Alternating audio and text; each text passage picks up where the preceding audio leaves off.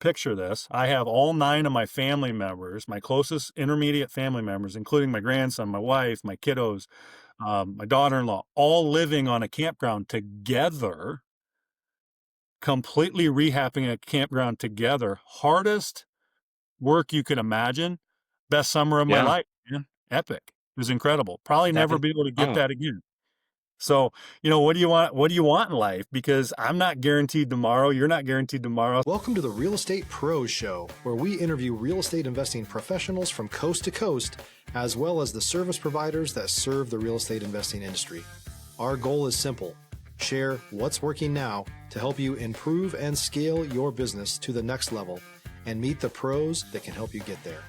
Real Estate Pros is powered by Investor Fuel, America's leader in helping real estate investors and professionals build the business you need to live the life you've always dreamed of. Let's start today's show. Property insurance for real estate investors doesn't have to be difficult, but it does need to be there to protect you when you need it. MyInvestorInsurance.com not only provides insurance at 15 to 30% cheaper than traditional agencies, it's built specifically for real estate investors like you. You can set up an account in about 2 minutes, get quotes on properties, turn on and turn off insurance for your fix and flip or rental properties in around 2 minutes without having to talk to anyone directly, all through our portal. There's no better way or faster way to make sure you've got the coverage you need to protect you, and no more lengthy policies either. Once you're set up, you're billed monthly and prorated by the day for however long your policy is active. It's powered by MSI, the third largest independent MGA, with 1.5 million customers and more than $1 billion in cumulative premiums written. Get set up today in about 2 minutes at myinvestorinsurance.com/fuel. hey folks, welcome back to the show.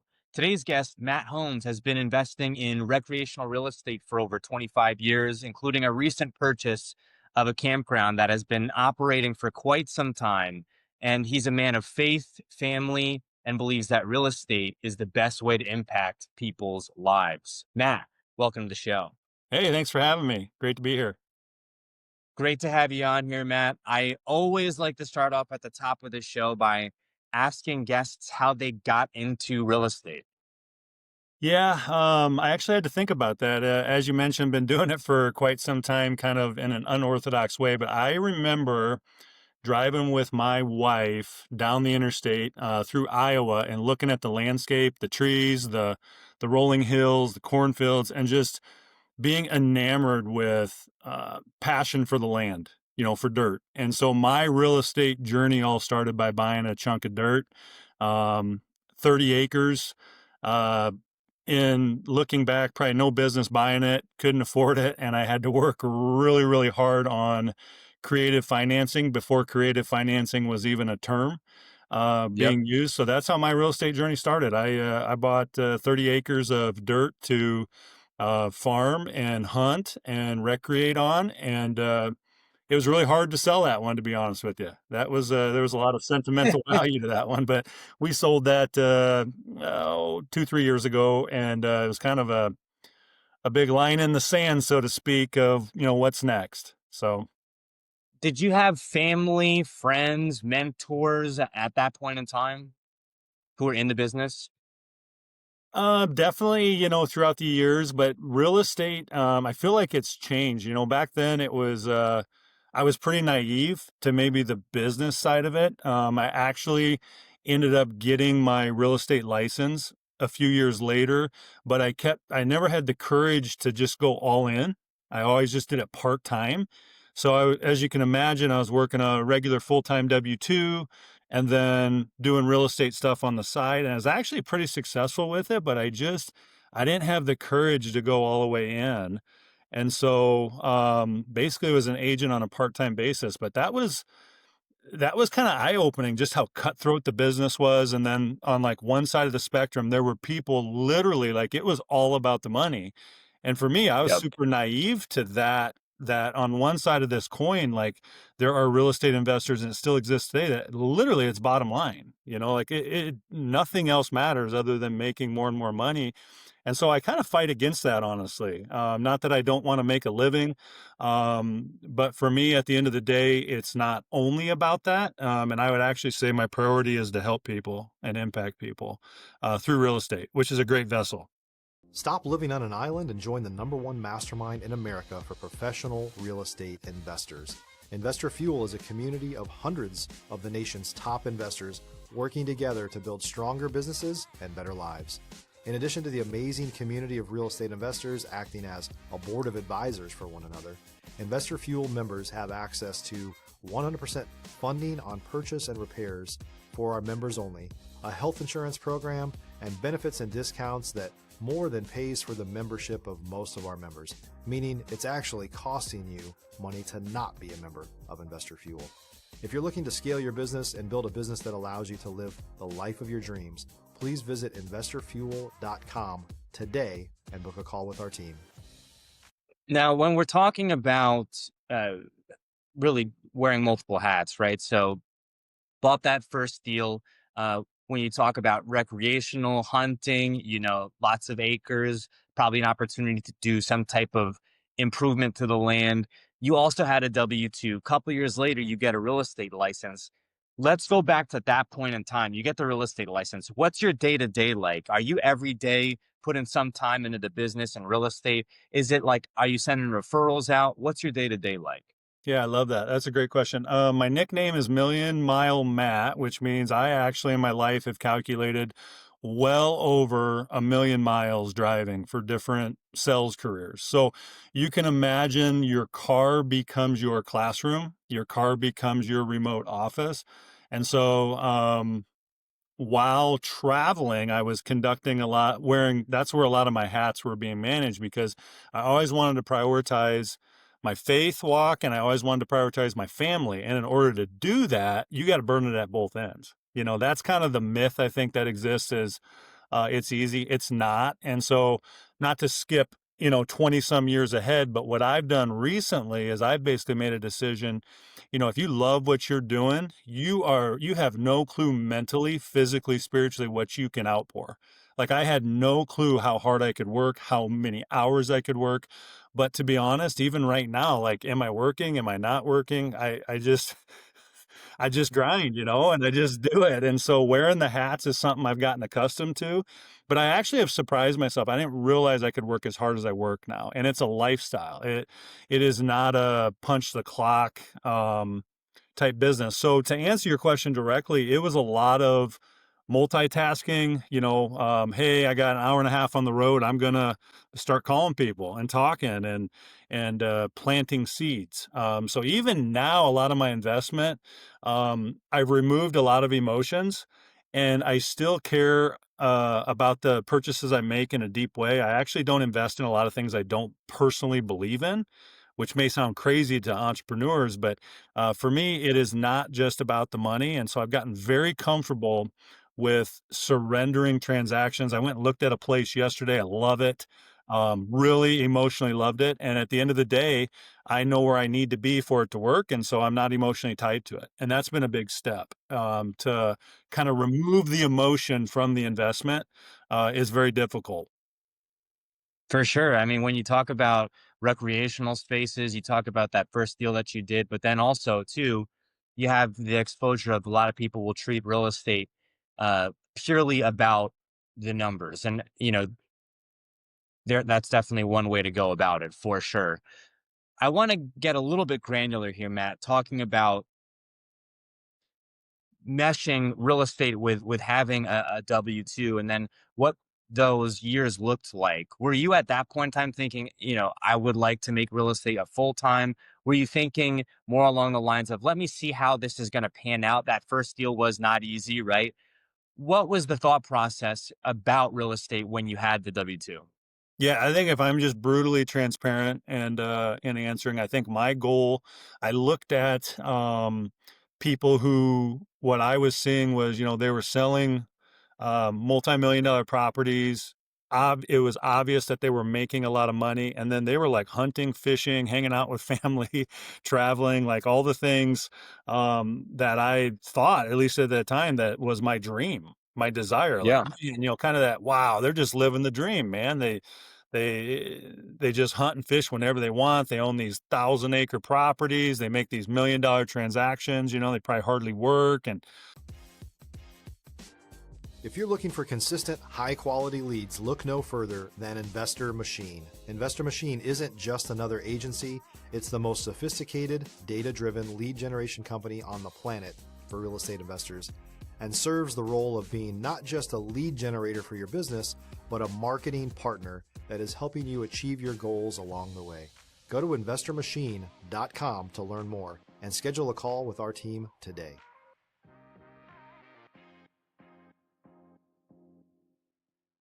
stuff just comes to them like that. That was what I desired. But what I realized really quick is, if you think about just the way a W-2 is structured, you start working your way up the command line on a W-2. At some point along the line, you get to where you're building somebody else's dream. Now, the person who owns the business, they don't want to say that because, they got a good sales guy who's driven. But most people who are going to be killer W-2 salespeople, like I was, like a high performer, high earner, they're very entrepreneurial. That's what makes them successful. And so there just comes this point in life where it's like, whose dream am I going to build? And for me, what gave me the courage now to go do that was life circumstances. It was seeing people who are close to me pass away. It was Yeah. seeing the closest people to me have health issues, and just this myth that, hey, I'm going to punch a clock for 20, 30 years and then I'm going to retire someday.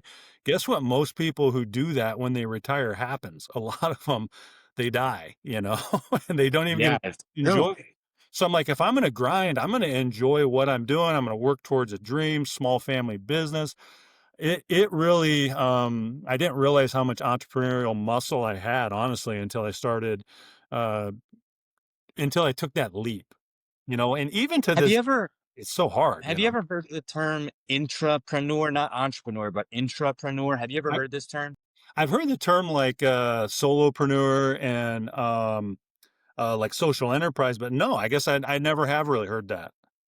I forget where I heard this term. It's probably a colloquial phrase, probably not a term that exists in a dictionary, but basically someone who's working within a business, doing everything that an entrepreneur would do within a business, an entrepreneur. And so I've found myself in many situations like this, and it takes a fair degree of, I would say, risk to then say, okay, well, now I'm going to go out and do this for myself. But at the same point in time, to your point, Matt, you're actually risking something working for someone else, because there is no guarantee that if you retire in your 60s that you're going to be of full health, able to enjoy. And there's unfortunately people who won't be able to enjoy at all because something could happen.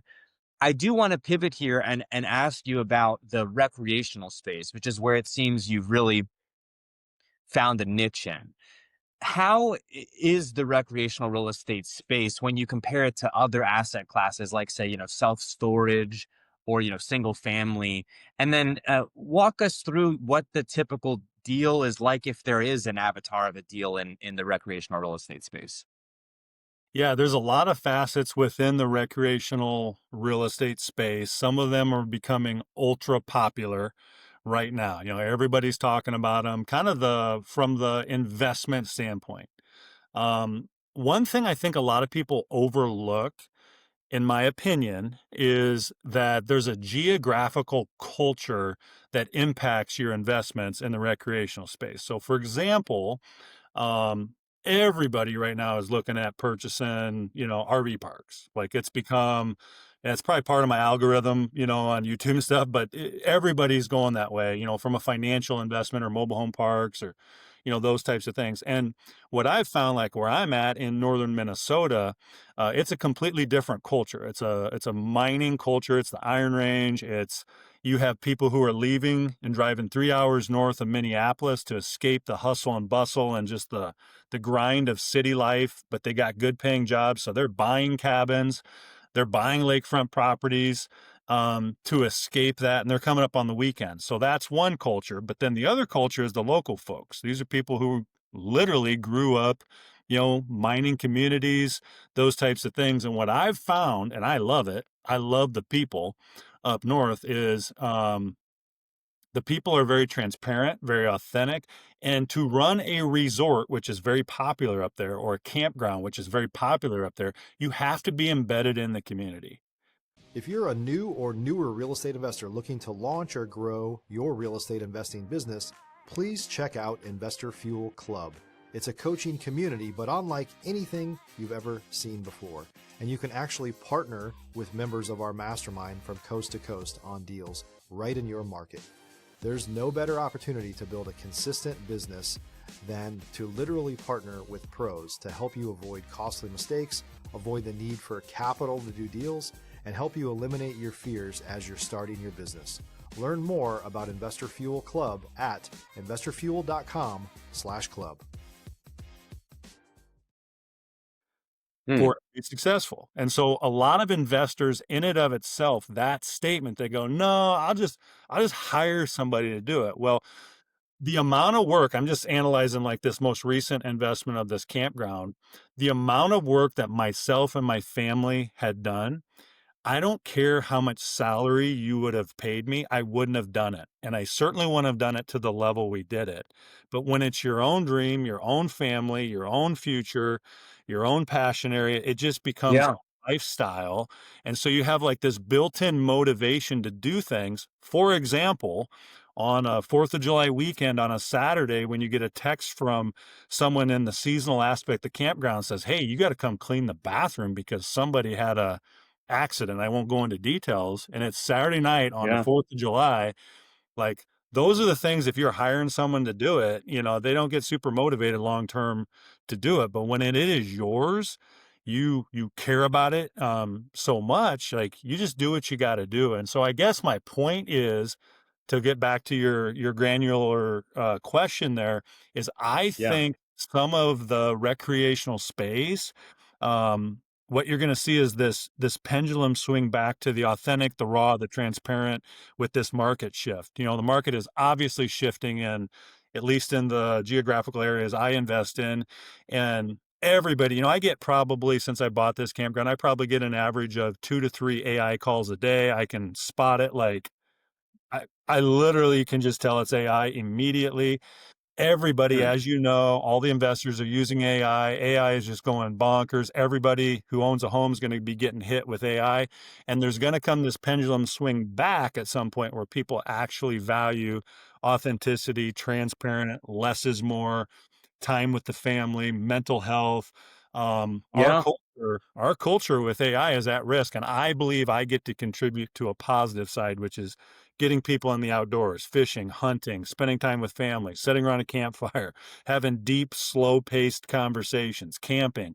This is what I'm all about, and so I'll continue to invest in recreational real estate. But if there's somebody out there that's like, hey, I want to get into this, my first question is, well, what's the end goal? If the end goal is simply money for the least amount of time investment, I'd steer them to a different investment class.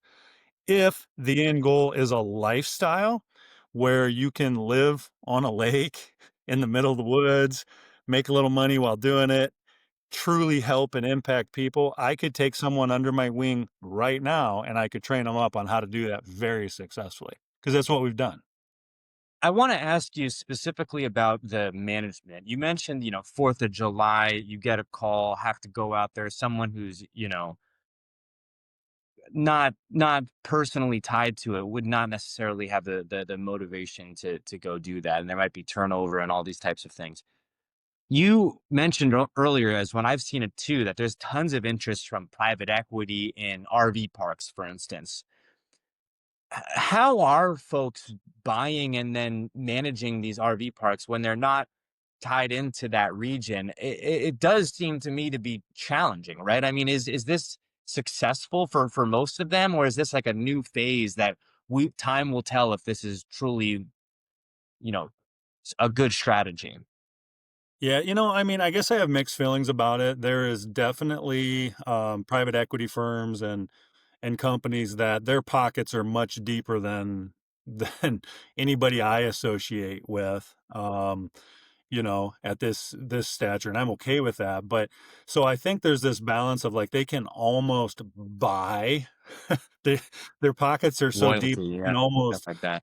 they basically eliminate the risk, or they go, hey, we can go dump, $800,000 back into a couple cabins and like lose money for 10 years in a row. And it's doesn't impact anything. It's like for the average person to go eat out, you know, that's not me, and that's not my passion, and that's not my experience. I think there are resorts up in my neck of the woods, in northern Minnesota that have existed forever. They're not fancy. They're your picturesque, get away from it all, sit in a lakeshore, fish. They are not fancy. They're not glamping. They're not all the trends. They're not the glass houses. They're none of that. Those exist. There's nothing wrong with them. Right. But people want family time. They want community. They want a breather from technology. And there's repeat customers because what they consistently say, and I get it all the time at the campground and my other investments, is wow, we experienced something that is intangible. We don't even know how to describe it. It was such a breather from the norm that it was priceless, and it focused so much on what we really are desiring, which is time with family. And because Yeah. these other equity firms are kind of like, how do I say it, manufacturing experiences. You're seeing all these hotel chains getting into outdoor spaces and experiences. Nothing wrong Yeah. with it. I think at the end of the day, an investor has to decide what they value the most. And for me, this summer, picture this: I have all 9 of my family members, my closest intermediate family members, including my grandson, my wife, my kiddos, my daughter-in-law, all living on a campground together, completely rehabbing a campground together. Hardest work you could imagine. Best summer of my Yeah. life, man. Epic. It was incredible. Probably That never is, be able to get oh, that again. So, what do you want? What do you want in life? Because I'm not guaranteed tomorrow. You're not guaranteed tomorrow. So I'm always just like, this is what I'm all about, man. It is exciting. It's hard. It's fun. The future is bright. I'm always wanting to collaborate and connect with people because conversation's free, and there's a lot of people in our society who are so tied to their phone. They believe myths. I'm going to live forever. Someday, that's the biggest myth I bought into. Someday I'll do this. I still fight yeah. that myth. Um, Hey, so I'm good question. I'm right there with you. Ultimately, that's part of the reason why I moved. A big reason why I moved to Santo Domingo, Dominican Republic. But it's interesting you talk about community because when people think about phones, one of the things that they do is they connect us instantaneously, but they also disconnect us instantaneously as well. Because then you never have even the desire. So someone in your family could be sitting right next to you, and you'll be more tied in and distracted on your phone than you will be asking them about their day. And so I can understand so many of the topics that we went into here today on the podcast. We are coming up on time here though, Matt. Where can folks go if they'd like to reach out to you? Maybe they have a deal they'd like you to look at, a recreational area. How can folks get in contact with you? I love that. Well, my phone number is 218-301-7171. So if someone calls me, I will do my best to answer. I certainly will call them back. My email is mattholmes30@gmail.com. Or you can look me up, or my business, getupnorthretreats.com, would be probably the best place to contact me. But that's a business with a variety of recreational real estate investments. But yeah, someone found me on LinkedIn, Matt Holmes 30, or Instagram or Facebook, Get Up North Retreats, Matt Holmes. Would love to connect. And I'd say on two sides. One, is there young entrepreneurs that are looking to kind of get into this and they buy into some of the things I'm saying, like, hey, there's got to be something more. I'd love to help them. I'd really love to coach them, mentor them, help them in a generous way. Otherwise, like right now, I'm working on a project right now that I'm very excited about that's going to offer what we were talking about, retreats away from all these issues that are happening to help, you know, adoptive families, mental health, using recreation to train and educate, impact lives. And so I'm looking for people who believe in that, maybe that are faith driven. That's one of my latest ventures that I'm looking to develop some support for, that is pretty high on the priority list right now. Matt, thank you so much for coming on the show here today.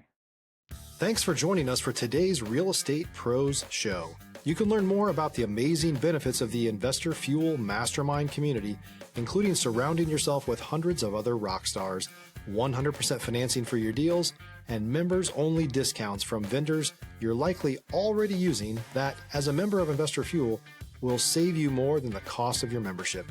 Visit investorfuel.com to learn more.